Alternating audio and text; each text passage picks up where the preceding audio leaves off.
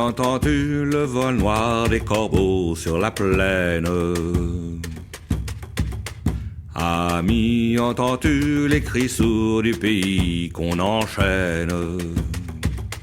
Oh, et partisans ouvriers. Voilà, alors nous sommes honorés de pouvoir avoir un entretien avec Émile Boucher, qui a été partisan armé pendant la Deuxième Guerre mondiale en Belgique, et je vais introduire le sujet avec quelques éléments biographiques. Tout d'abord, quelques éléments d'abord liés au milieu familial dans lequel Émile Boucher a vécu. Il est né le 9 septembre 1920 à Cargnon, dans une famille de mineurs, donc dans le Borinage, et plusieurs générations avant lui, les membres de sa famille ont travaillé donc dans ce secteur.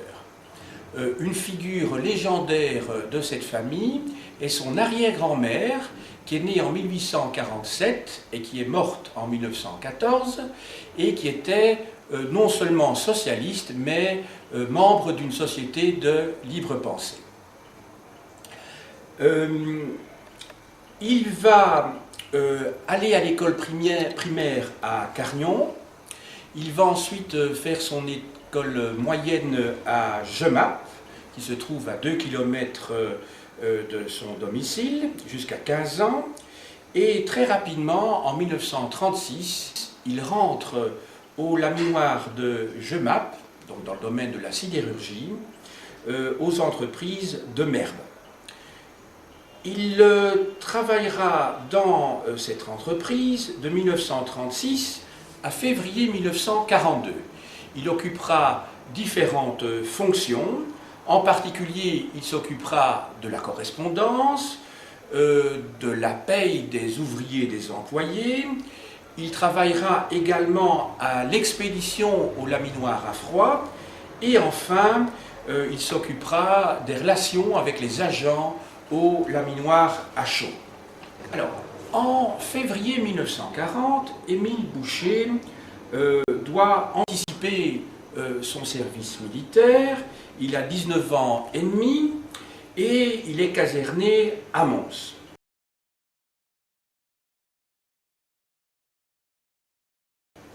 En mai 1940, il part en France et doit participer à la défense de Paris. Très rapidement, les Français vont être battus, donc au mois de juin 1940, et en juillet 1940, Émile Boucher revient en Belgique. Au mois d'août, il recommence à travailler au laminoir de Jemappes.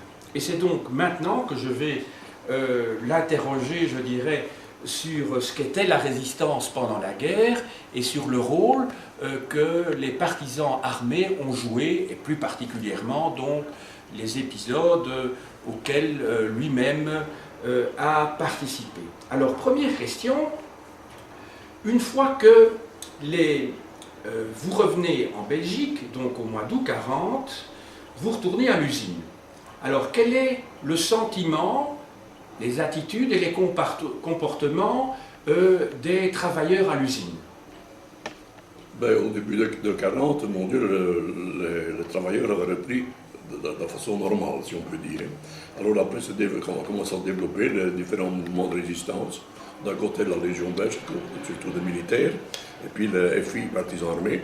Donc on a d'abord acquis une certaine idée enfin, de résister. Et c'est ainsi qu'à ce moment-là, on a déjà commencé dans l'usine à faire des attaques de sabotage légers. Étant donné que nous devions fournir des produits aux Allemands, on essayait de freiner la production et même de saboter un peu la production. C'est ça. Et comment on sabotait la production? Pourriez vous expliquer un petit peu? Que Oui, faisait-on? je vous ai expliqué que je m'occupais à un moment donné de la vérification de la qualité.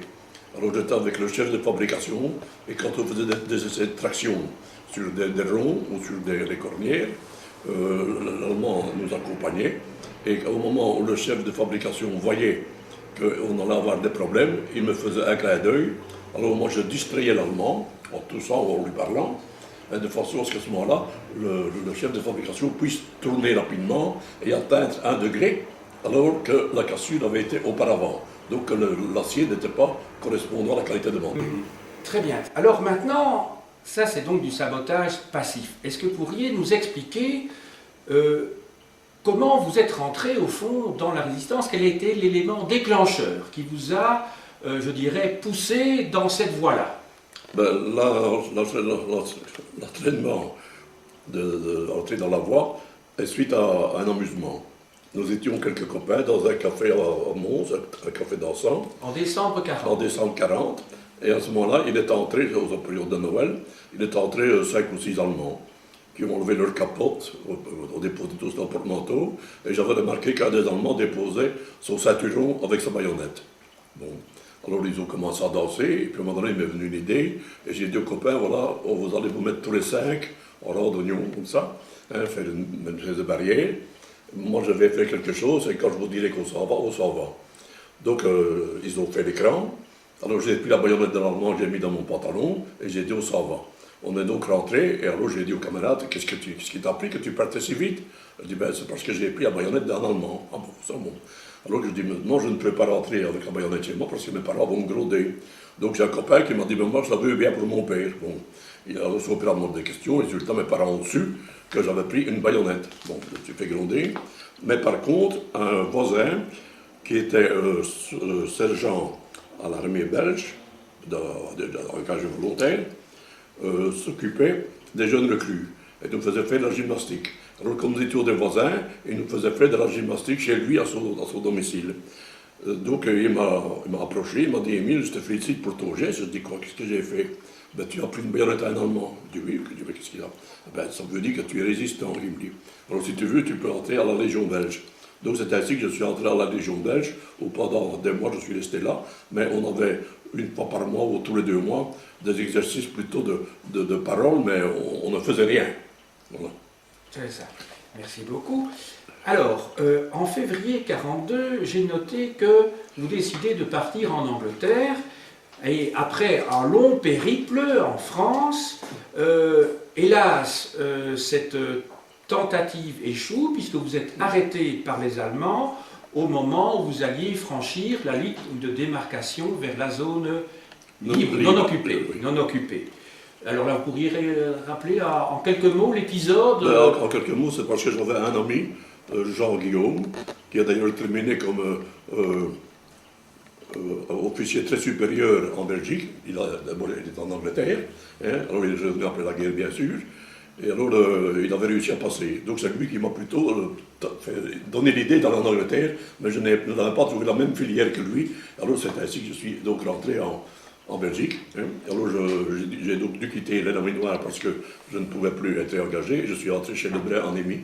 C'est ça, c'est ça. Et alors, c'était donc des installations frigorifiques et du matériel de brasserie, c'est ça, oui. Qui était Matériel de brasserie, et en même temps, ils avaient développé depuis le début de la guerre l'équipement d'auto au gaz comprimé.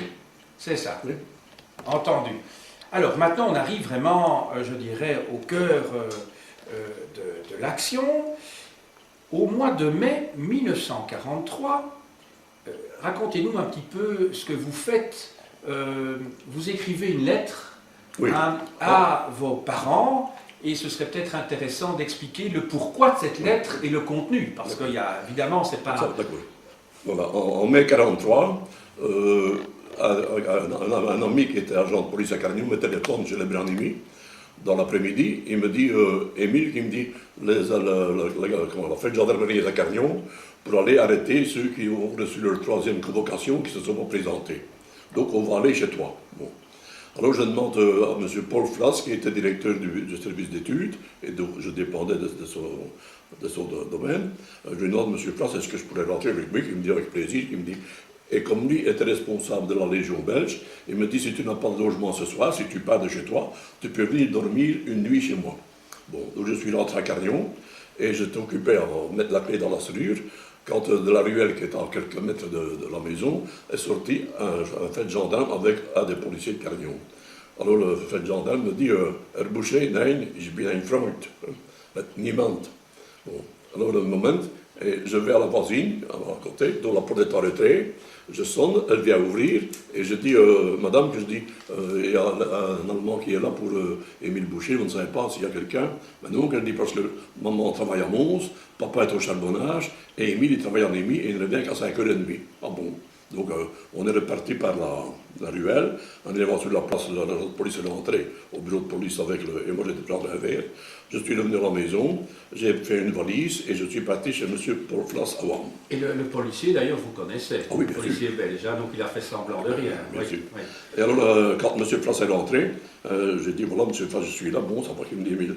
Alors voilà ce que je vais dire, je bien, ben, écoute, toi tu peux dormir une nuit, parce qu'en tant que responsable, étant dans la légalité, lui, Oui, oui. je ne pouvais pas sujet à caution. Quoi. Bon. C'est ça.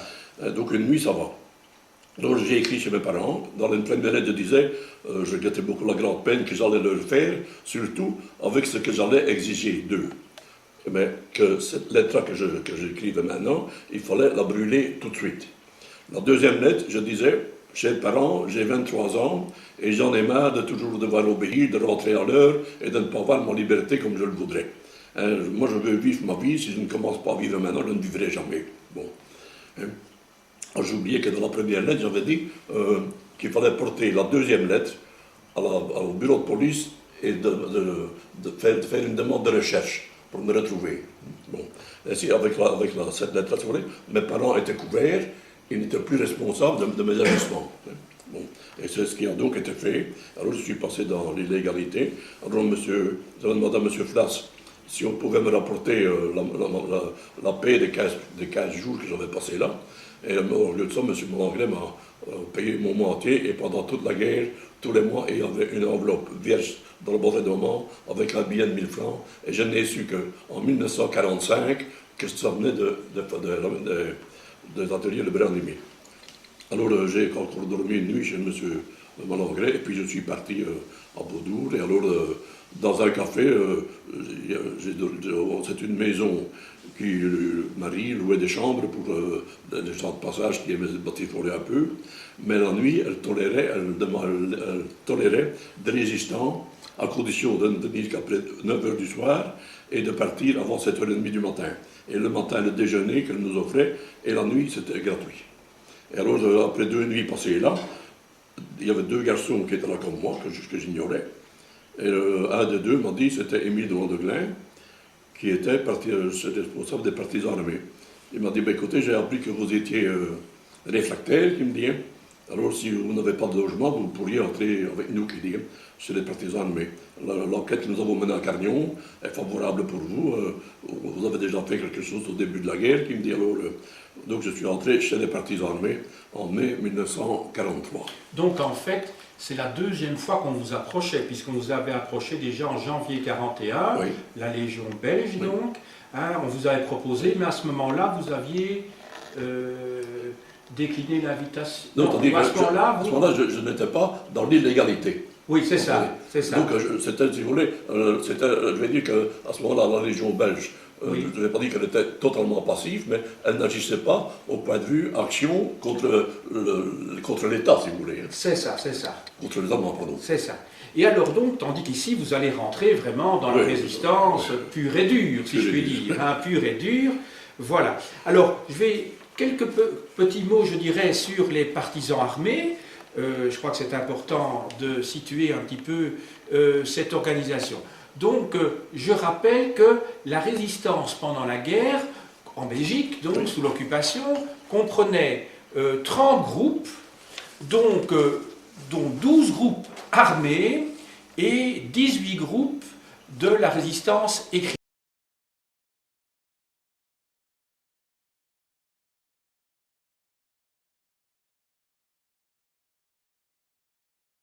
Alors, est-ce que vous pourriez expliquer la différence entre la résistance écrite et la résistance armée? Que faisait-on de la résistance écrite d'abord, puisque la résistance armée... Alors, la résistance écrite, c'était quoi en fait? C'était par exemple publier des journaux de façon à soulever un peu la population envers les Allemands. Donc ça veut dire déjà de créer un esprit de résistance, mais un esprit, je veux dire, passif. Passif, Ça, c'est c'était bon. Et alors, donc il y avait le nombre de journaux qui existaient était énorme. Hein. On en montrera oui, peut-être oui, quelques-uns oui, tout à l'heure. Oui. Parce que vous dire le nombre exact, mais je sais qu'il y en avait énormément parce qu'il Oui, oui. y avait en français et en flamand et tout, quoi. Hein. Donc il y C'est a ça. des régions. Et Mais même c'était très dangereux aussi oui, d'être oui, dans oui. la Et résistance. puis on avait même écrite, hein. des journaux qui étaient presque locaux, par exemple. Oui, oui. On avait par exemple les Insoumis à Tubize, qu'on avait un autre journal qui sortait Oui, bien après sûr. le contre, à Soigny. Bien sûr, quoi, hein, bien ça. sûr. Bien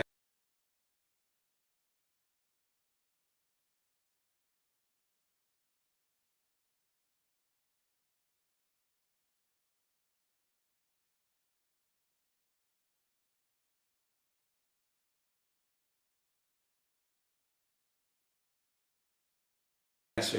Et alors maintenant la résistance armée. Alors là, La résistance armée, il y avait donc, si vous voulez, différents groupes que je vous ai Oui. donnés là-dedans, Oui, oui. qui avaient une action différente. Par exemple, les partisans armés ont toujours été beaucoup plus actifs. c'est ça. Parce que, Beaucoup si vous plus voulez, actifs. étant donné que les partisans armés venaient surtout de l'ancienne organisation des brigades internationales en Espagne. En Espagne, Donc oui. c'était des gens qui avaient l'habitude du combat et qui nous ont habitués rapidement à faire des actes de sabotage et tout cela. Hein. C'est ça.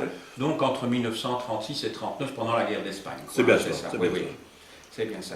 Et alors, j'ai noté qu'il y avait pendant la guerre 139 000 résistants armés et que vous pourriez nous expliquer un petit peu l'organigramme, l'organisation des partisans armés avant de venir aux actions qu'ils menaient, c'est-à-dire comment on était organisé. Oui, voilà. Expliquez-nous un petit peu ceci. Voilà. Il y avait donc le commandant national et un adjoint.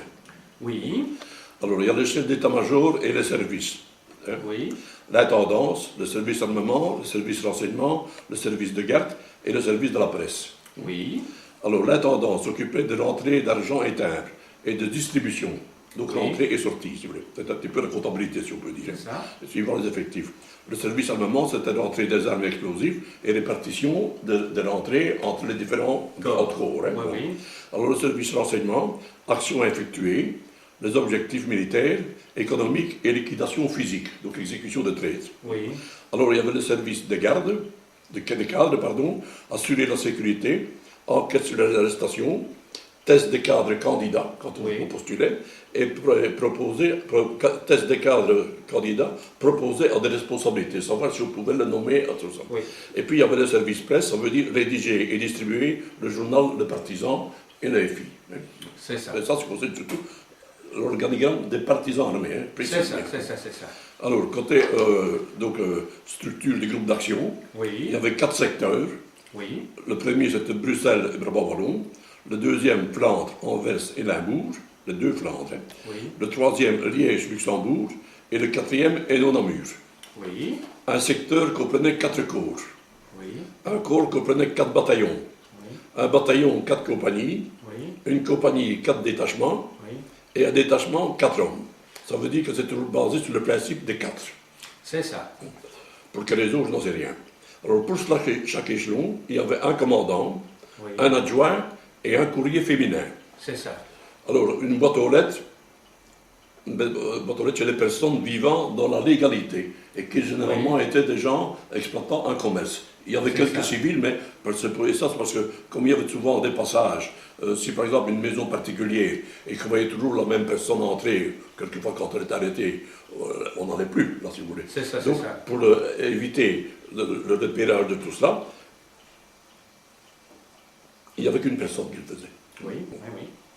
Alors, le responsable d'armement, et chaque mois, le commandant de chaque compagnie ou de chaque bataillon Oui. doit dresser une liste de son effectif et de son armement, et après chaque mission, un rapport d'action et de la conduite des hommes. Oui, c'est ça. Alors, la discipline est très, très sévère chez les partisans. Certains se sont suicidés pour ne pas parler. On demandait aux partisans arrêtés de résister au moins 48 heures pour la sauvegarde des autres. Pour qu'ils aient le temps de partir et de se cacher. C'est bien ça. Les quelques partisans qui ont volé de l'argent furent exécutés. C'est ça. J'explique pourquoi cette décision a été prise. Parce qu'en 1943, Oui. à EJ, on avait constaté qu'on avait pris de l'argent, je crois que c'était 30 ou 35 000 francs, au bureau de poste de J. Bon. Et on n'avait rien vu rentrer. Et alors après, on s'est aperçu, on a pu savoir que vraiment c'était les partisans qui avaient fait ça de chez nous donc. Alors on a convoqué le commandant qui avait organisé cela dans le bois de J.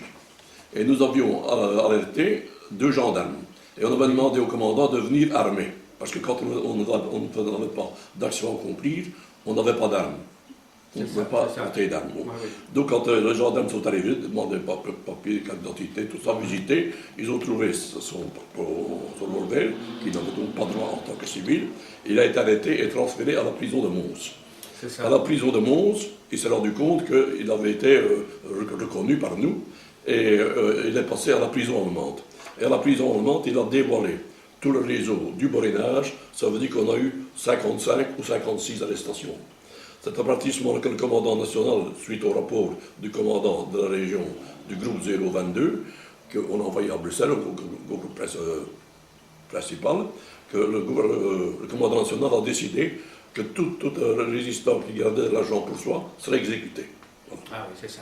Et alors, je voulais vous demander, toujours à propos de l'organigramme, le commandant national, il était en relation directe avec Londres à partir d'un certain moment. Comment ça se passait au fond? Parce qu'il n'était pas tout seul, ce commandant national. Il était entouré, il était en liaison avec qui? Au fond, comment on décidait également des objectifs? Est-ce que c'était lui, avec son état-major, qui décidait? Les actions des partisans ne relevaient que du commandant national des partisans. Oui. Parce que si vous prenez le cas par exemple de la Légion belge, à ma connaissance, la Légion belge n'a pas opéré d'actes de terrorisme, exécution de traite ou tout ça, avant le débarquement. C'est ça. Et le commandant national, comment prenait-il ses décisions? Sur base avec qui et comment ça se passait? Sur sa base à lui. Comment? Sur sa base personnelle. Sur sa base personnelle. Oui. Si vous voulez, le commandant national recevait les informations du service de renseignement. Oui, c'est ça. D'accord, entendu. Oui, il a dit, voilà, service de renseignement, action effectuée. Et objectifs militaires, économiques et liquidation physique. C'est ça. Donc c'est un système tout à fait pyramidal. Absolument. Tout à fait pyramidal. Tout remonte au commandant national. Absolument, oui. Tout remonte là. Même indépendant du FI. Hein. Oui, c'est ça. Donc des forces intérieures, c'est ça, le FI, pour préciser.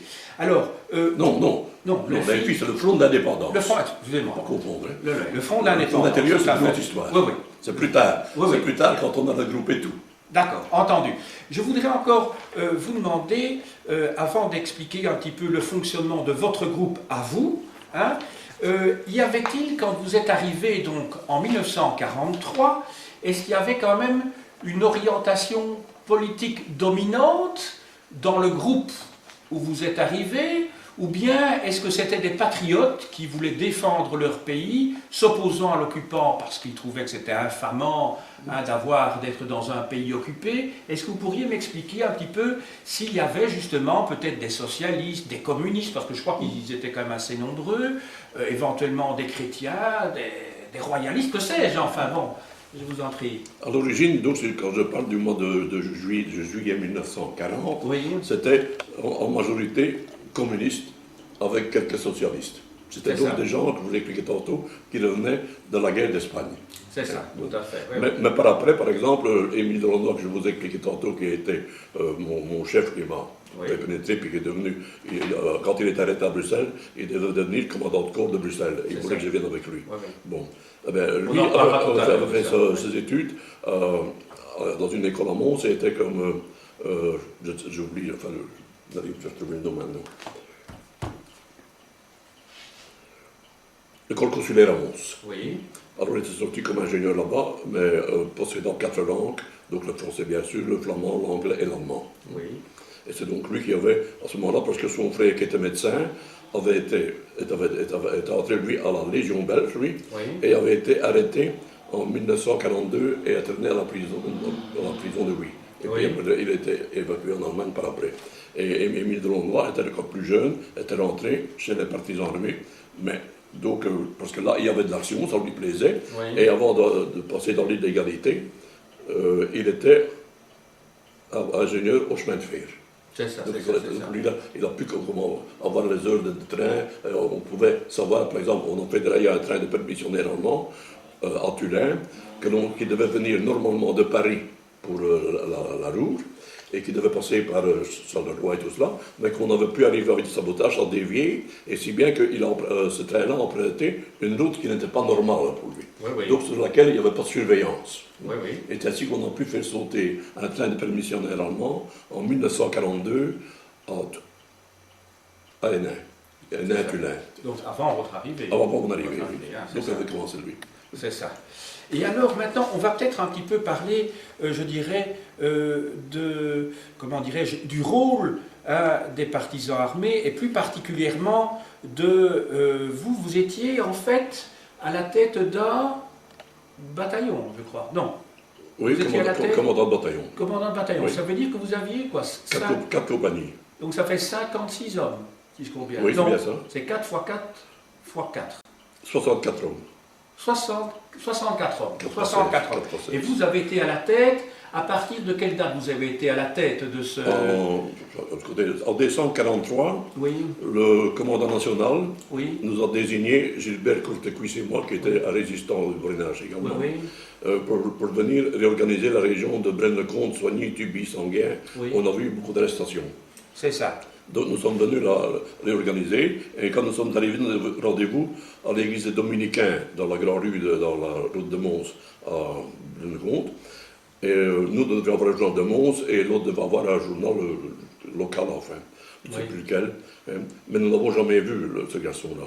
Oui. Alors là, si vous voulez, je vais passer parce que nous avons Oui, dû oui. nous débrouiller et tout. Oui, oui. Hein, et finalement, nous avons tout de même trouvé quelqu'un qui avait été soldat avec mon ami.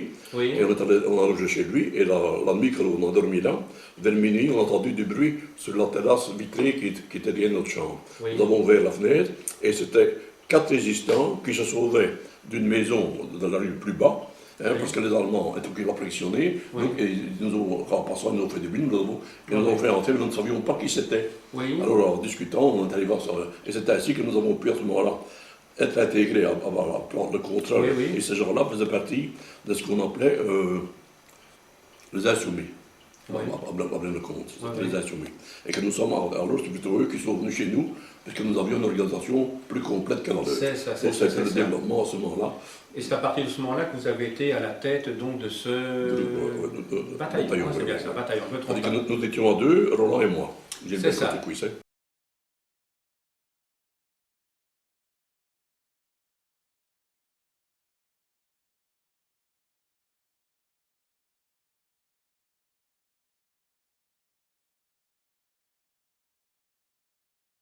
Voilà.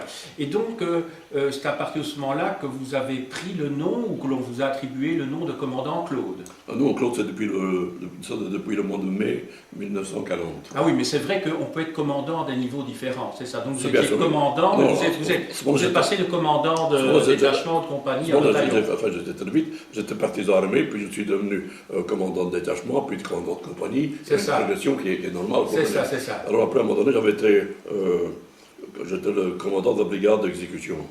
Oui. Donc la période la plus dure, quoi. Expliquez un petit peu ce que c'était. Alors,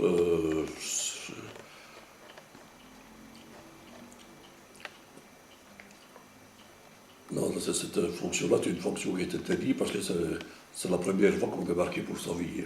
On doit tuer un homme Oui, qui, en principe, ne vous menace même pas. oui. Mais c'était les traîtres, non? Oui, oui, ah, c'était c'était les les traîtres, oui, oui, c'est ça. C'est ça. Donc c'est quelque chose qui n'est pas glorieux, si vous voulez, mais c'est quelque chose que on nous forme un peu à cette idée-là, parce que d'abord, Oui, oui. pour monter en grade, il faut faire des preuves. Oui. Donc on devient, par exemple, on est d'abord un partisan, Oui. et puis on peut devenir commandant de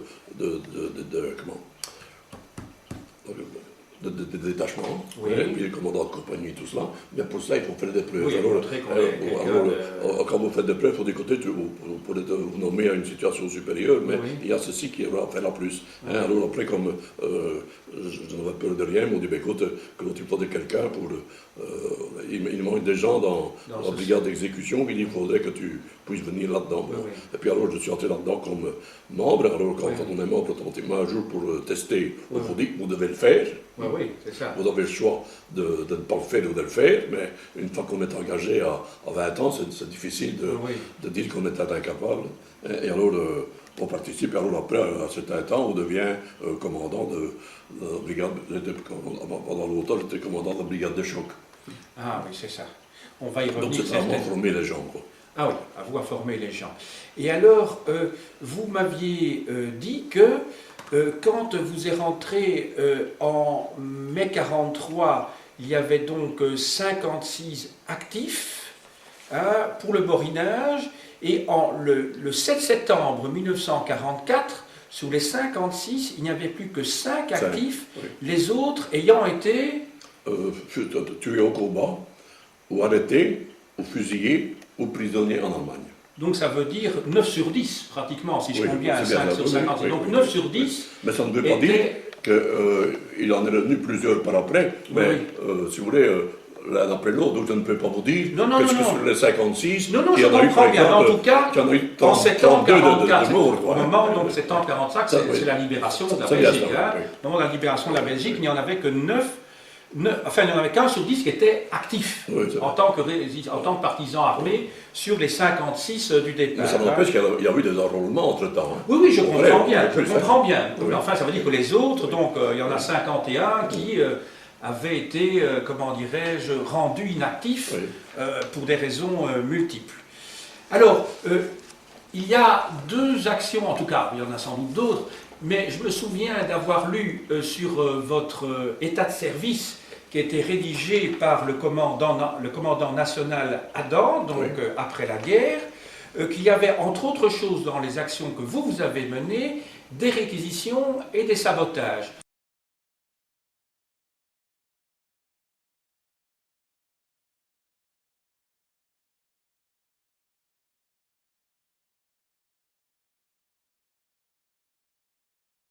Oui. On pourrait commencer peut-être par les réquisitions, puis les sabotages, et expliquer au fond en quoi ça consistait tout ça. C'était quoi d'abord les réquisitions? Les réquisitions, c'est donc...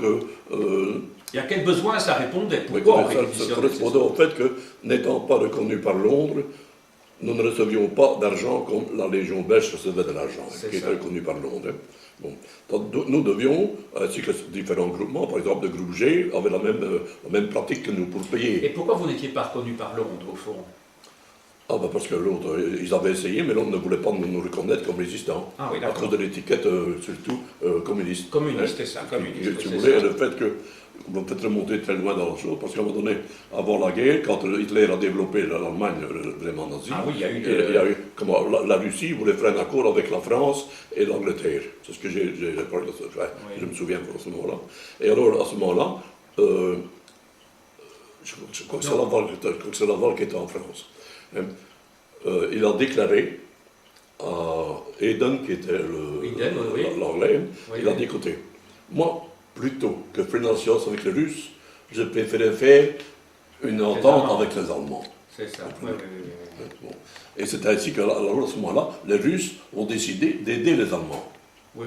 Et puis il y avait eu le pacte de non-agression entre les Allemands et les Soviétiques, le 24 août 1939. Mais alors, en juin-juillet 41, là, c'est les Allemands qui envahissent l'URSS. Alors à partir de ce moment-là, l'URSS devient un allié et n'est plus... C'est-à-dire que dans l'évolution du temps, si vous voulez, le défaut dans les hommes politiques, c'est qu'ils n'ont pas une constante dans leurs décisions.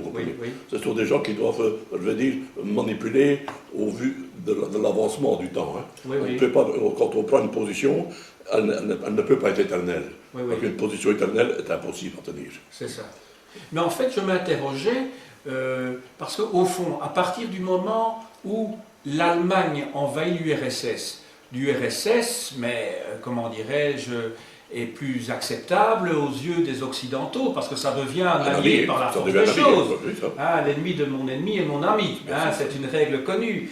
Et alors, mais c'est pour ça, comment ça se fait qu'après 41, et surtout en 43 quand vous rentrez, au fond, être communiste, on comprend que ce ne soit pas l'idéal pour Churchill, Roosevelt, ou De Gaulle et d'autres, mais enfin, quelque part, ce sont des gens qui participent d'un combat commun contre les nazis. Il faut bien comprendre l'expression. Oui. Ce n'est pas une admission, c'est une tolérance, de coopération. Une tolérance de coopération. D'accord, c'est ça. Oui, mais je voulais l'entendre dire par vous. Il voulait surtout faire comprendre aux Russes que leur attitude n'avait rien à voir avec l'attitude des Français et des Anglais, et surtout après des Américains. C'est ça, bien entendu. Alors, donc, vous expliquez en fait que les réquisitions servent au fond d'allocation mensuelle, c'est ça? C'est ça, oui, oui. Hein? Aux résistants et qui correspondent au salaire qu'ils auraient touché normalement s'ils avaient travaillé. Au À fond. peu près. Un peu approximativement, oui. c'est ça. Et alors, en quoi consistent ces réquisitions? Qu'est-ce que vous faites? Ben, les réquisitions, donc, nous étions autorisés à nous emparer d'argent dans tout ce qui était État. Oui, c'est-à-dire par exemple, les bureaux de poste, tout ça. Alors, dans tout ce qui était les organisations très riches, comme les banquiers, tout ça, il y avait les banques d'État aussi. Oui, oui. Bon, mais tout ce qui mais les était. banques privées aussi. Le privé aussi, Oui, privé. oui, et alors les industries, même privées également. Hein. Oui, oui. Et ça veut dire que, parce que ces gens-là, en leur prenant leur argent, on ne lésait pas le peuple, si vous voulez, on lésait la société. Oui, oui, c'est ça. Bien Donc on lésait les riches qui avaient le pouvoir de remplacer cela, parce que quand nous avions promis que toute réquisition serait remboursée après la guerre. Y compris pour ces grosses sociétés. Pour les grosses sociétés. Ah. D'ailleurs, je vous ai montré une lettre de carrière de Canas, Oui. en 1945, ils m'ont remercié, parce qu'ils m'avaient demandé, parce que j'ai pris l'argent à la Pour les vélos, ça? Non. Non, non, Ah non, ça c'est autre chose. Je me souviens. autre chose. Oui, ça, c'est une Oui, assurance. terminez d'abord avec ça. Ils ont donc pu récupérer l'argent qu'on leur avait pris. Grâce au fait que j'avais signé et que le commandant national a appuyé l'accord que l'argent était bien entré dans les caisses de la résistance. Hein. Comme par exemple, chez Force de Campé que je suis entré, j'avais également pris à cette période-là un peu plus de 500 000 francs. Mais quand j'ai demandé à M. Gelmot de faire les démarches, il m'a dit non, Claude, qui dit je considérais ça comme perte de guerre, on a gagné de l'argent et tout ça. Et Faberta, à Tubis, où j'avais pris environ 500 000 francs aussi, eux avaient été une tendance de collaboration un peu, alors ils ont préféré ne pas réagir. J'étais prêt à leur donner le certificat, mais attesté par le commandant national. Hein, bon. C'est ça.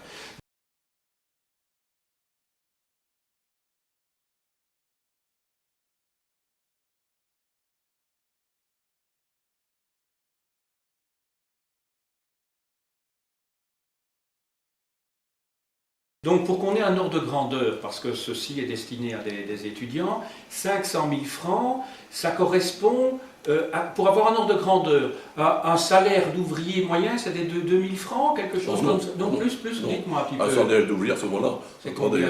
Un salaire d'ouvrier en 1940, ça peut tourner aux environs de 1000 à 1200 suivant la fonction. 1000 à 1200. Oui. C'est ça, 1000 à 1200. C'est pour qu'on ait un petit peu un ordre de grandeur. Donc 1000 à 1200 pour un salaire d'ouvrier et 500 000 francs, donc c'est quand même une somme colossale, parce que ça ne veut plus rien dire à l'heure actuelle quand on dit 500 000 francs, hein, bien entendu. Est-ce qu'on réquisitionnait aussi des gros fermiers ou des gens comme ça? Oui, dans des fermiers très riches. Et qui avaient, par exemple, très riches. Oui, et qui avaient par exemple une attitude vraiment anti-belge, si je peux dire, qui était pro-allemand. Des gens par exemple qui fournissaient des produits aux Allemands, tels que le colza. C'est ainsi que je vous montre une lettre, hein, dans lequel... Ça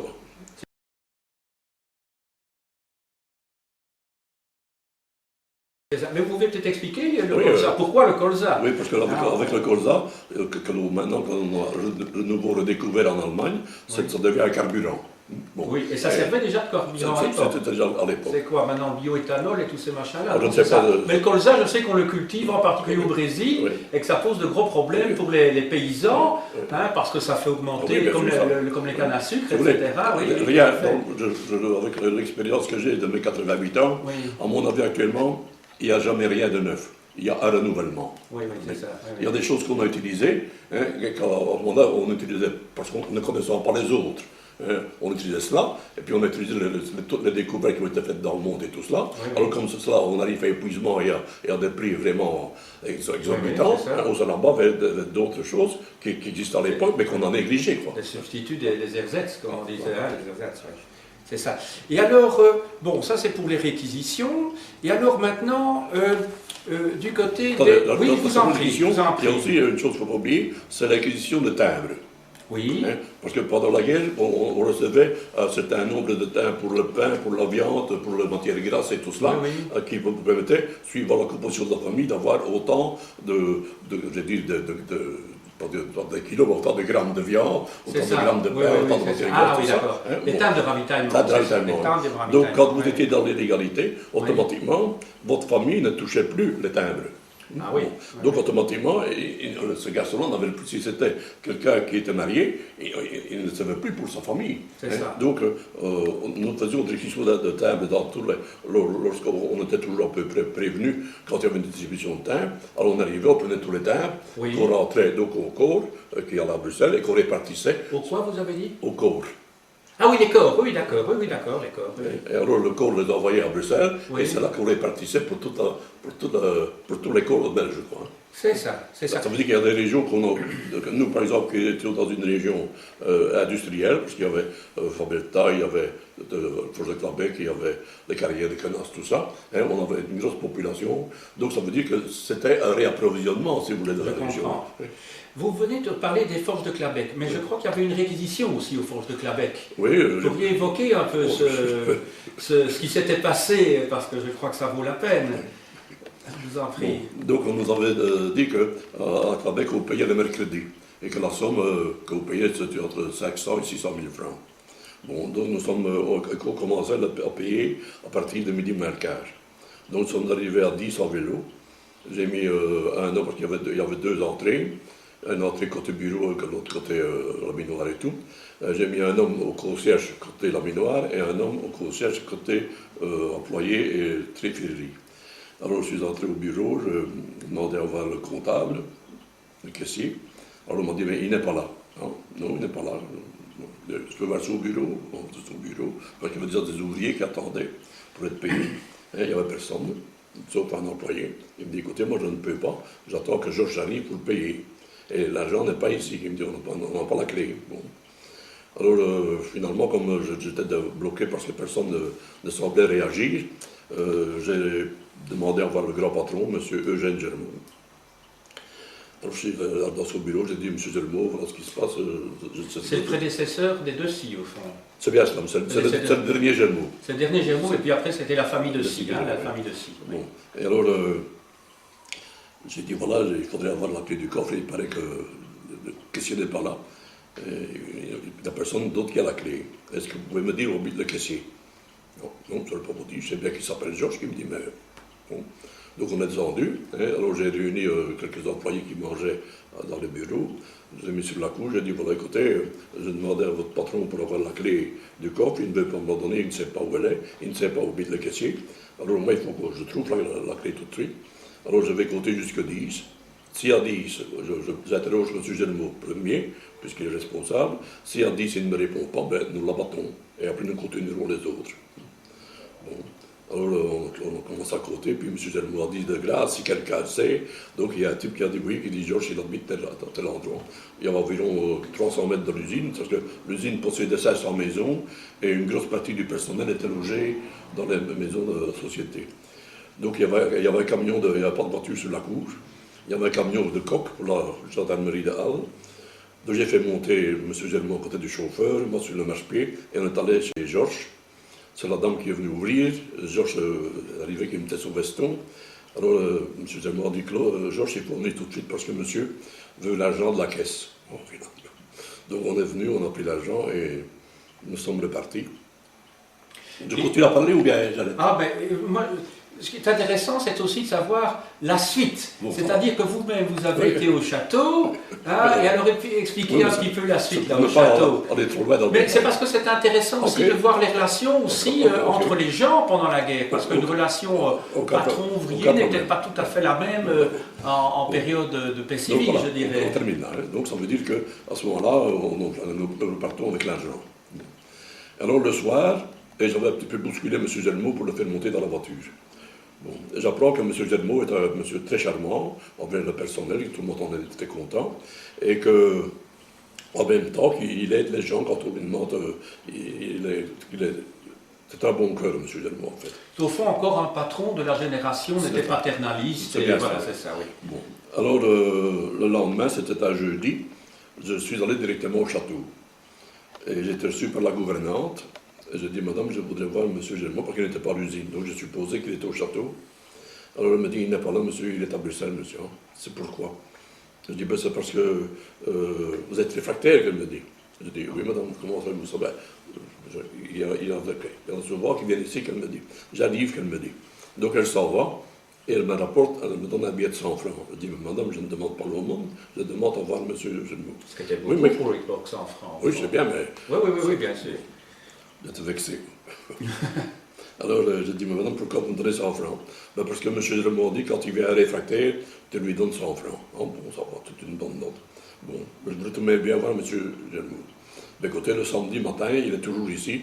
En venant entre 10 et 11 heures, il est là. Bon. Donc, j'ai appris le soir que M. Germaud ne pouvait pas avoir d'émotion parce qu'il avait un problème au rein et qu'il était sous cocaïne. Donc, c'est suite à un accident de voiture. Donc le samedi matin, je me suis présenté au château à 10h30. La gouvernante m'a dit, ah, c'est encore vous qu'elle m'a dit, oui, M. Germaud est là, il vous attend. Bon.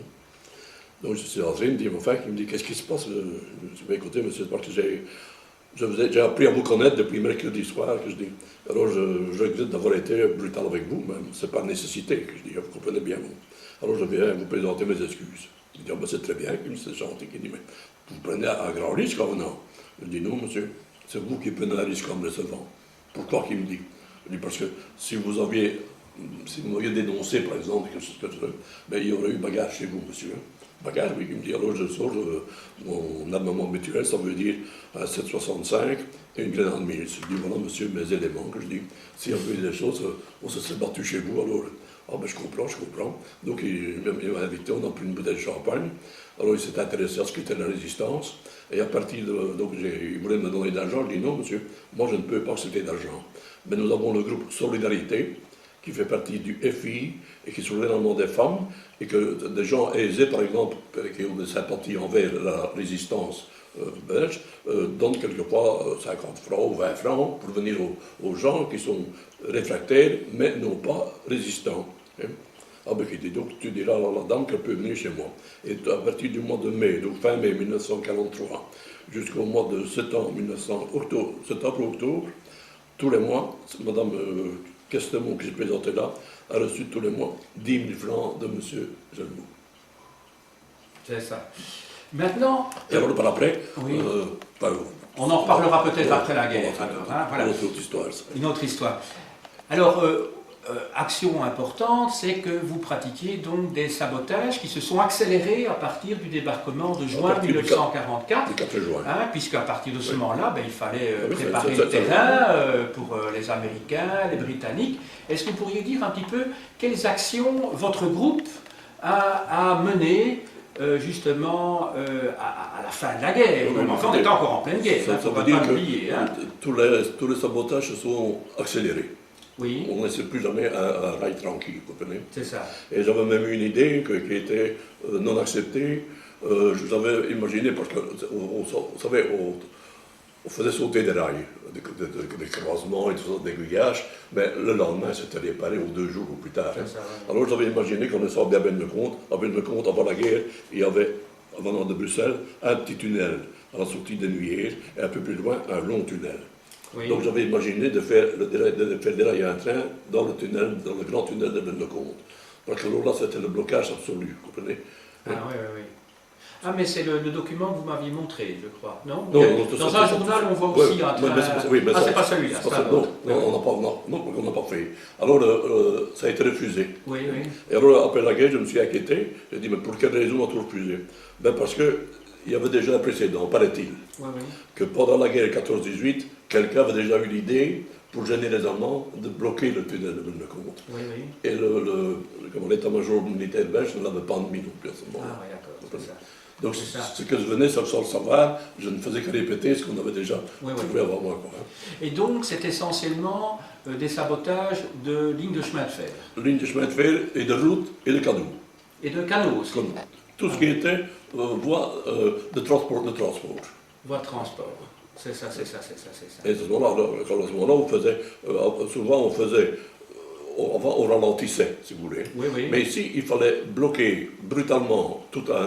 Donc, au lieu de faire, par exemple, la ligne Bruxelles-Charleroi, par exemple, on faisait Bruxelles, je vais dire, tourner.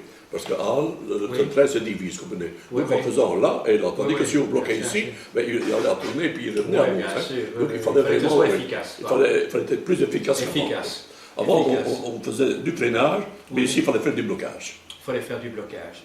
C'est ça. Alors, oui, vous m'aviez aussi parlé, je reviens un petit peu en arrière, la réquisition de dynamite à Havre. Est-ce que vous Oui. pourriez m'expliquer un petit peu Ben, c'est-à-dire que ce qui s'était auparavant, passé, là. quand nous avons commencé, le prédécesseur, hein, pour faire la déraillement, il n'y avait qu'une méthode. On enlevait les tire-fond Oui, et oui. on déplaçait le rail. Oui, Mais pour faire ça, il fallait le faire sur plusieurs mètres, de Oui. façon à pouvoir écarter le rail. oui, oui, oui. Mais ça prenait beaucoup de temps. Hein. C'est ça. Alors, par après, on a commencé à travailler avec des explosifs. Ça veut dire que, comme nous n'étions pas reconnus par le nom, nous ne le recevions pas. Donc, c'était des mineurs, Oui. donc c'était ce qu'on appelait le mineur proprement dit. Ça veut dire celui qui fait tomber la mine. Donc, eux, quand ils descendent au fond, s'ils ont autant de mètres cubes à abattre, on leur donne autant de cartouches par mètre cube. C'est ça, c'est ça. Donc, quelquefois, ils mettaient 2 ou 3 cartouches en moins, de façon à les avoir pour les passer à la résistance, vous comprenez. C'est ça, c'est ça. Donc avec ça, on avait des moyens limités. Oui, oui. On ne savait pas faire grand-chose. Donc on a commencé par après à utiliser cette méthode-là. Et puis alors, quand je suis entré après, on a de nouveau développé et on est passé à la réquisition de dynamite, par exemple. Oui, oui. J'ai fait une expédition à Havre, à la poudrière d'Havre. On a récupéré du cordeau fort des mèches et tout ça là-bas, mais qui n'avait pas une quantité comme il y a dans les charbonnages. Alors on a fait plusieurs charbonnages. Moi j'ai fait par exemple Beaulieu, où j'avais pris 750 kg de dynamite. J'explique le tout ou bien quoi, très vite. Vous pouvez aller, allez-y. Nous étions une dizaine d'hommes. Alors c'était un mineur de ce charbonnage-là qui m'avait dit le charbonnage est à l'arrêt. Oui, Donc le responsable de la dynamite est chez lui le soir. Hein. Bon. Donc nous sommes allés chez lui à 3. Les autres étaient restés à la mine même. oui, oui. Et nous avons été chercher le responsable de la dynamite et je l'ai donc pris en otage C'est ça. pour qu'il vienne avec les clés ouvrir le dépôt de dynamite. Hein. Oui, oui. Bon. Parce qu'il ne le laissait pas au charbonnage, il le gardait chez lui. Parce qu'il avait peur qu'au charbonnage, c'est ça. parce qu'il était responsable vis-à-vis des Oui, Allemands. oui, oui, oui. Donc quand on est sorti, j'ai laissé un homme là. Il me dit, pourquoi vous laissez un homme ici?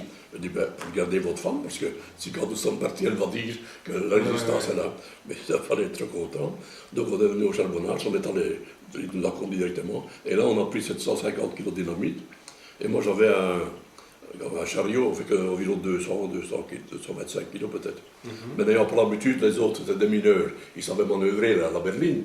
Moi, j'ai fait un déraillement, on a perdu au moins 20 minutes pour remettre le charge sur les rails. Et en revenant, donc, on est sorti vers 5h, 6h du matin. Et en revenant par la Louvière et tout ça, pour venir j'étais déjà à Brennecomte à ce moment-là, nous avons croisé un convoi allemand dans une côte et nous avions 750 kg de dynamite. Ah, oui, évidemment.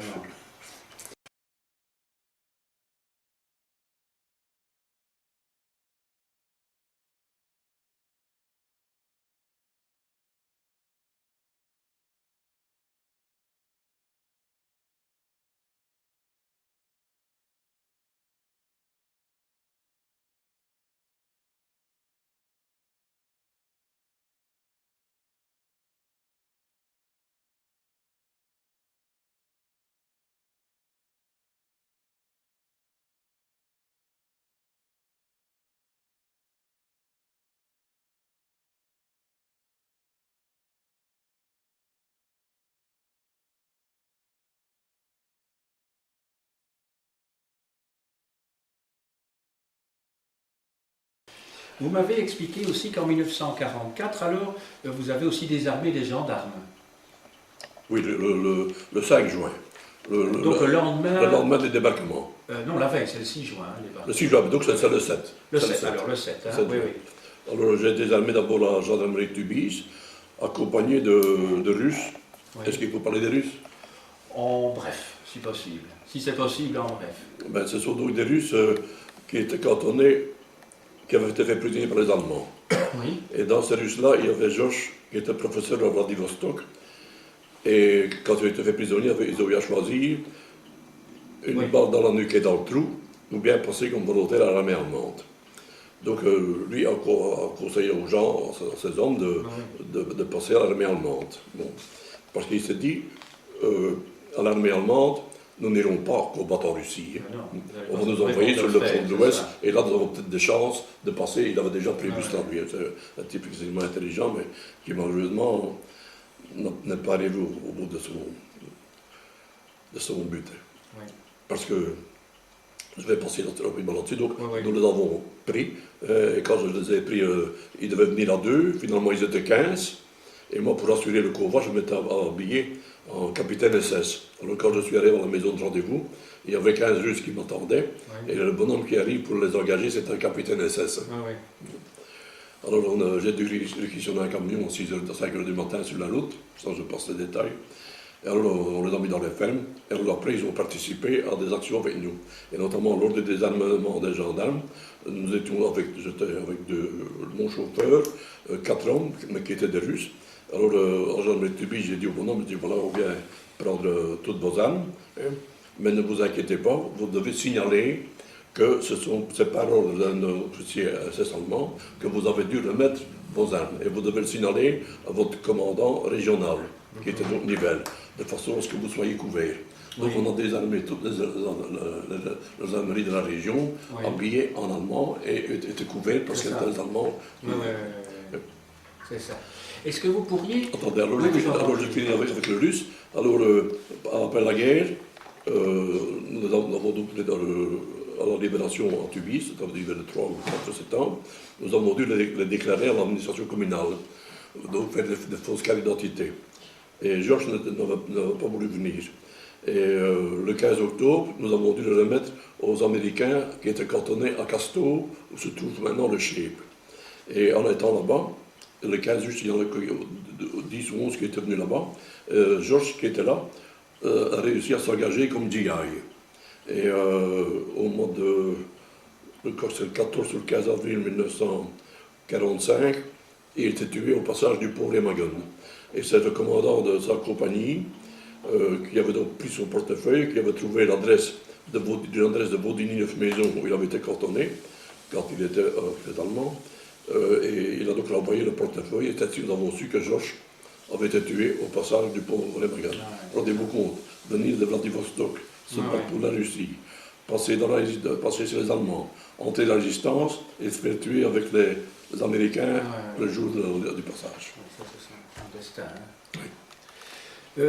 On aura l'occasion de montrer parmi les documents nombreux qui seront filmés tout à l'heure, entre autres votre carte d'identité sous le nom de Dubois, instituteur. Ce sera montré tout à l'heure. Et ça, c'était pour quelle période vous avez cette carte d'identité? Attendez, ça peut situer dans la chronologie. C'était en 1944. En 44. C'est d'après mon arrestation à Soigny, où j'étais à ce moment-là toujours le représentant pour le Brandémy, et que j'ai persuadé le fait gendarme qui m'interrogeait que moi j'étais quelqu'un qui les aidait, puisque c'est mon histoire habituelle, mais il avait conservé ma carte, et je suis sorti très rapidement, sans penser à réclamer ma carte, je pensais surtout à sortir, parce que l'autre qui était avec moi, le chauffeur, j'avais peur qu'il dise, mais Claude, c'est lui. Mais il l'a dit, mais après. Bien sûr. Mais j'aurais pu me libérer.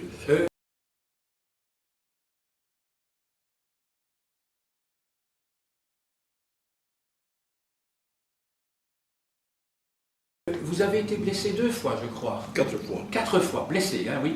4 fois. Est-ce que vous pourriez nous expliquer un petit peu dans les circonstances malheureuses de la fois où vous avez été blessé à la cuisse sur une moto, parce que c'est un épisode qui a été dramatique à plusieurs égards. Non seulement pour le camarade qui était avec vous, mais surtout sur la suite, parce qu'il y a eu des arrestations. C'était un samedi. C'était en quel mois et quelle année? En 44. C'était au mois d'avril ou mai 44. Oui. Alors, c'était un samedi, et Gérard, Fred Cornu de son vrai nom... Qui faisait partie de votre... Oui, il avait fait partie du borinage, et puis après, il avait été envoyé en renfort chez nous. Oui. Donc, Gérard, de son vrai nom, Fred Cornu, était de la région de côté de Framery, un petit village. Donc, il avait une moto, Et il voulait rentrer voir sa famille. Et alors, à la fin, nous logions en ce moment-là. On lui avait donné, je crois que c'est 20 ou 25 kilos de graines, donc il était tout content. Et en arrivant au carrefour de ma campagne, donc venant de Canas, en perpendiculaire à la rue de Bruxelles-Mons, à Canas, en arrivant, je vois que de loin, enfin peut-être à 50 mètres, qu'il y avait une patrouille allemande qui était là. Donc je dis à Gérard que je dis ralentis tout doucement, et quand tu arriveras, on va repartir à toute vitesse, mais au lieu d'aller vers la droite, pour aller vers Mons, tu tournes à gauche parce qu'à gauche il descend, tandis qu'à droite il montait. Donc on est arrivé, on a ralenti, mais tout le moteur tournant. Et alors quand j'ai dit démarre, il a démarré, à ce moment j'ai tiré sur les Allemands. Et les Allemands ont tiré sur nous. Alors c'est là que toujours mon facteur de chance énorme intervient. Je suis sur le top cent, le top cure comme on disait à ce moment-là. Et alors, donc de Gérard, les seules choses exposées, ce sont son bras droit et sa bras gauche, de par Moi, avec mon couvre, je couvre tout à fait. Moi, j'ai la balle qui entre dans la poche de mon veston, qui rafle ma cuisse gauche, et Bernard est blessé au bras droit. Alors, ça commence à couler, et après, peut-être 150-200 mètres, il me dit, Claude, je vais m'évanouir, il faudrait que tu conduises. Mais comme je n'avais jamais conduit, je dis qu'est-ce qu'il doit faire? Je dois faire un petit doigt à tourner la manette. Mais évidemment, il ne m'a pas dit dans quel sens. Au lieu d'accélérer, j'ai coupé les gaz. Bon. Donc après, plus moyen de démarrer. Donc nous sommes partis dans le champ de blé, le côté droit. Et à ce moment-là, on a vu que les Allemands arrivaient. Alors je voulais, c'était mon idée, on ne pouvait pas être pris vivant. Donc je voulais tuer Gérard et me suicider après. Alors Gérard m'a supplié, m'a dit Claude, je t'en prie, il dit je te promets que je ne parlerai pas.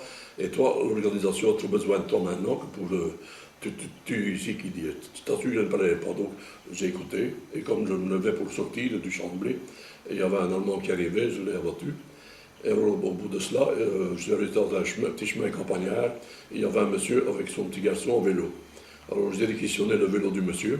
Je suis devenu aiguillère à une maison du courrier. Là, on m'a fait un pansement rapide, et là, je suis allé chez le docteur à Braine-le-Comte, qui se trouve à 4 km. Et là, on m'a mis des points de suture et tout ça. Hein. Et comment? Et quel a été le sort de votre camarade? Oui. Attendez, si vous voulez, Oui, je vous en prie. Oui, je finis. Donc, ah oui. Alors, je suis rentré à Rebec. Et mon camarade, lui, a été pris par les Allemands. Bon. Alors, comme j'avais peur qu'ils ne parlent pas de la nuit, je suis allé à Sainte, et là où j'avais 15 Russes qui étaient, et deux Américains qui étaient logés là. Donc, je suis allé pendant la nuit avec un camion, et nous avons déménagé les 15 Russes et les 2 Américains dans une autre ferme. Et alors, le dimanche matin, mes parents étaient venus me voir, parce qu'à ce moment-là, quand on me demandait mes nouvelles, parce que Parrain venait me voir toutes les semaines, pour prendre mon linge et tout ça, et Parrain, il avait dit à mes parents que j'étais jardinier dans un couvent. Bon. Alors mes parents étaient venus pour me voir dans un café. Alors maman, vu que je botais, que ça m'a vu, maman, je lui dis, en faisant des commissions pour mon soeur supérieur hier, j'ai dérapé, et c'est la poignée du frein qui m'a un petit peu renflé, mais c'est pas grave. Bon. Et alors, à ce moment-là, j'ai appris que par la gendarmerie de Tubize, qui était de Braine-le-Comte, qui était venu au rallye, au café où j'étais, m'a dit Claude, Roland, il est à la clinique de Nivelles. Bon. Donc j'ai réquisitionné l'ambulance de Rebec, et avec le chauffeur de l'ambulance, nous sommes partis à 4 voitures à la clinique. Avec l'intention de le tuer, au fond. Et donc, pour qu'il ne parle pas, ou pour le libérer. Non, pour le libérer. Pour le libérer, oui, c'est ça. Cette fois-ci, c'est pour le libérer, oui. Et quand nous sommes arrivés là, j'ai dit à la soeur, je viens d'être blessé à la jambe. Encore une fois, comme me dit, on en a eu un autrier de votre âge qui me dit, mais lui c'est au bras. Hein. Et où est-il, ma soeur? Ben, il n'est plus là, qu'elle dit, il y a 1 heure que les Allemands sont venus l'enlever. On a gardé toute la nuit, les Allemands, et ils sont partis avec d'autres. Nous étions arrivés 1 heure trop tard pour sauver. Alors évidemment, lui a donc été torturé, et il est revenu après la guerre. Mais après la guerre, on a eu à ce moment-là une 50aine d'arrestations à Braine-le-Comte. Il avait dévolé tous mes logements et tout. Et après la guerre, il y a donc un appelé Émile qui est rentré. Et après qui j'ai pas que Roland est beaucoup plus tard. Non, Roland, c'est. Non, ça, je me trompe de nom maintenant. c'est pas Roland, Gérard. Gérard, celui qui avait été arrêté. Oui, oui. Il est revenu après, beaucoup plus tard. Et Émile, qui était revenu plus tôt, m'a dit, écoute, de façon dont j'ai vu à l'avenue Louise, quand on était confrontés, il avait toujours son bras plein de pus. Et quand il ne voulait pas parler, on tapait sur son bras. Donc je me suis bien rendu compte qu'il a parlé, mais il ne pouvait pas résister à la souffrance. Oui, bien sûr, bien sûr. Vous avez été arrêté 4 fois, je crois. C'est ça, arrêté. Oui. Et il y a un épisode qu'on pourrait appeler l'arrestation ratée du cimetière d'Ixelles. Est-ce que vous pourriez nous éclairer à ce sujet? Oui. Nous avions donc Émile Delaunoy, qui était proposé comme commandant de corps de Bruxelles, voulait que je vienne avec lui dans le même corps. Et nous avions rendez-vous à 11h, lui dans un café tout près de la gare de Midi, et moi au café La Bastoche, à côté du cimetière d'Ixelles. Nous sommes donc partis de Braine-le-Comte le matin en vélo, jusqu'à Halle. Nous avons mis nos vélos dans un café, nous avons pris le tram jusqu'à la gare de Midi. La gare de Midi, j'ai pris un tram jusqu'au cimetière d'Ixelles, et je me suis présenté à La Bastoche, il était environ 10h30. Un peu avant 11h, j'ai vu une voiture s'arrêter à face du cimetière, et 3 personnes descendent, quelqu'un d'habillé, je vais dire, de façon normale, mais d'autres qui avaient l'air beaucoup plus luxueux, quoi. Et alors, moi je devais avoir le journal de Mons, et lui devait avoir le journal Signal. Alors, comme j'ai vu que les deux autres étaient à l'encadrer tout le temps, je ne suis pas sorti du café, hein, et à 11h15, ils sont repartis, et moi je suis reparti. Je suis revenu, quand on a un pêchage, c'était toujours le même jour, 11h et 16h, et le lendemain, mardi, aux mêmes heures. Donc je suis revenu l'après-midi. Mon lieu d'être là une demi-heure, j'étais là 3/4 d'heure à l'avance, et c'est la même scène qui s'est reproduite. Alors le soir, je suis donc reparti en tram et tout ça, repris mon vélo et rentré à Braine-le-Comte, et je suis revenu le lendemain, et le lendemain matin, la même scène s'est déroulée. Bon. Donc c'est bien avril 44. Avril 44. Avril 44. Et alors, on s'est rendu compte à ce moment-là que le vélo de Rudy étant resté au café quelques jours après, on s'est rendu compte que Émile Delaunoy avait été arrêté. Et alors, il avait donc été arrêté, mais comme il était un ingénieur consulaire, il connaissait 4 langues, notamment la langue germanique. Et alors, pendant son interrogatoire, il a donc écrit pendant son séjour en Allemagne, il a écrit son livre depuis son arrestation. Alors il raconte donc que quand il est arrêté et emmené à l'avenue Louise, il a été tapassé, tout ça, à un moment donné, il est presque au bord de l'épuisement, mais il a à ce moment-là, sa carte d'identité le situe comme chimiste à carbochimique à Tête. Et il est venu chercher des produits chimiques à Bruxelles, c'était l'excuse du voyage. Et il arrive à résister, mais à un moment donné, il se demande combien de temps il va encore pouvoir tenir, parce que ce que les Allemands ignorent, c'est qu'ils connaissent l'allemand. Donc tout ce que les Allemands interrogent, l'interprètent et qui discutent entre eux, Rudy, Émile Delaunoy, son nom de guerre, Rudy, arrive à savoir ce que les Allemands connaissent. Et au moment où, dans le livre qu'il écrit en Allemagne, il dit « Je suis maintenant au bord de l'épuisement, est-ce que mon esprit pourra encore tenir? Est-ce que je ne vais pas être obligé de parler ?» Alors je prends une décision, il avoue, il dit que là, j'avoue, je suis effectivement le garçon que vous recherchez. Et alors voilà. Et donc il a dévoilé tout ce que les Allemands savaient. Il n'a dénoncé personne, il n'a fait que confirmer ce que les autres savaient. Et alors après, il est donc parti en Allemagne, alors là, il raconte dans son livre qui est formidable, des choses incroyables.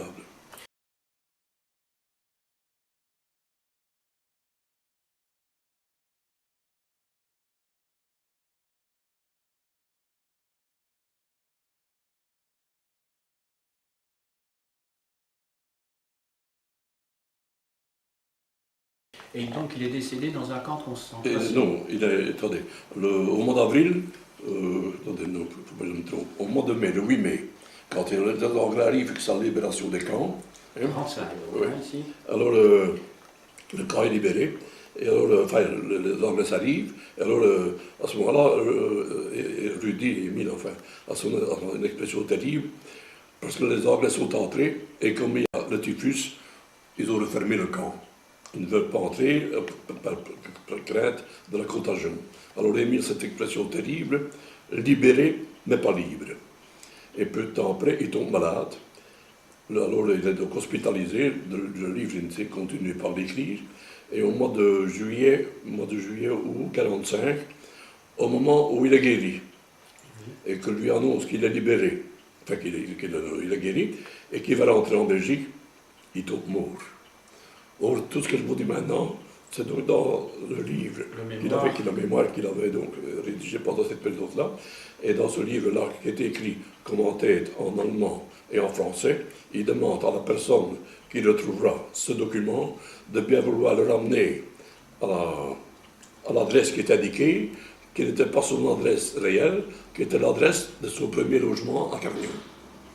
Je veux simplement peut-être donner une toute petite précision pour ceux qui ne sauraient pas, c'est que l'avenue Louis, c'est bien le siège de la Gestapo. La Gestapo, oui. Voilà, ça, Il y a d'ailleurs un officier belge de la RAF qui a bombardé, et il y a eu quelques tués à ce moment-là.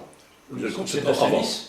C'est de Célis, je crois, c'est le commandant de Célis. Oui, hein. oui. Il y a ça, un petit buste, oui. Maintenant une tête dorée qui se trouve au coin de l'avenue Louise et de l'avenue Émile de Motte. Oui. Dans le livre, je viens parce que ça grouille dans la tête. Hein. Oui, oui. Et alors, au moment de tourner à Bruxelles un peu avant, nous étions venus à deux, à l'avenue Louise, pour déjà repérer le bureau de la Gestapo.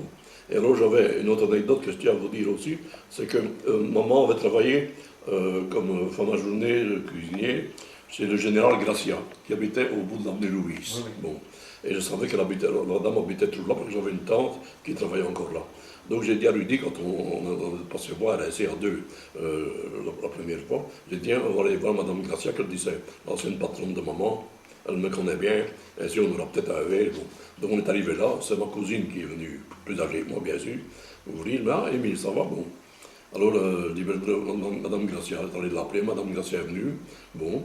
Ah, ben ça va, Émile, oui, elle dit, bon. Est-ce que je peux vous donner quelque chose à boire? Ben, ce qu'on avait sur la main, madame, bon.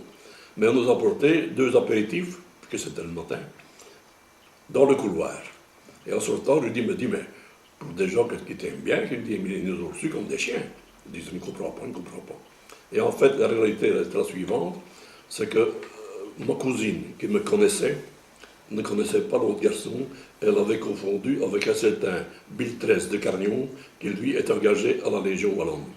Donc elle avait dit à Madame Gracia, elle dit, ça m'étonne, c'est le gamin de Nice, qu'il est avec un type de garde wallonne, c'est pas des gens ainsi. Bon. Et donc Madame Gracia nous a reçus très froidement. Et alors après, plus tard, 2-3 années après la guerre, la tante a raconté ce qui s'était passé. Alors je suis retourné voir Madame Gracia, hein, qui vivait encore à ce moment-là, et je lui ai dit, Madame, je viens parce qu'il y a eu un... Oui, je sais bien qu'elle me dit, Claude. Seulement, vous comprenez, son fils venait d'être fusillé quand je suis venu.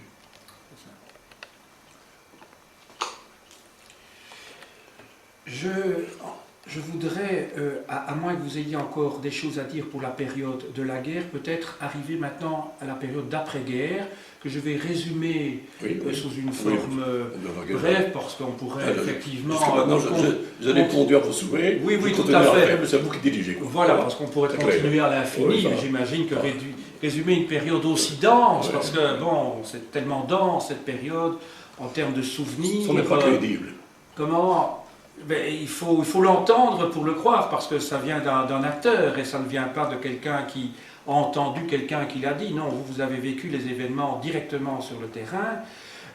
On arrive alors à la période d'après-guerre. Donc en 1945, vous m'avez dit que le 8 mai 1945, pour vous, hein, vous rentrez dans le civil, hein, votre rôle de résistant est terminé, hein, au lendemain de la guerre, enfin peut-être pas le 8 mai, mais en tout cas en 1945. Et alors vous allez chercher du travail, on ne va pas rentrer dans la recherche d'emploi, vous allez travailler aux forges de Clabec, hein, grâce quelque part à Germaud, qui se souvenait de vous et que le rôle qui vous a écrit, et pendant donc près de 40 ans, si j'ai bien noté, vous allez travailler là, de 1945 à 1985. Oui. J'ai noté que vous allez devoir... comment dirais-je, vous occuper de différentes choses, s'occuper du minerai qui vient de Campine, de Lorraine. Non, le charbon c'est de Campine, oui. Et alors le minerai c'est de Lorraine.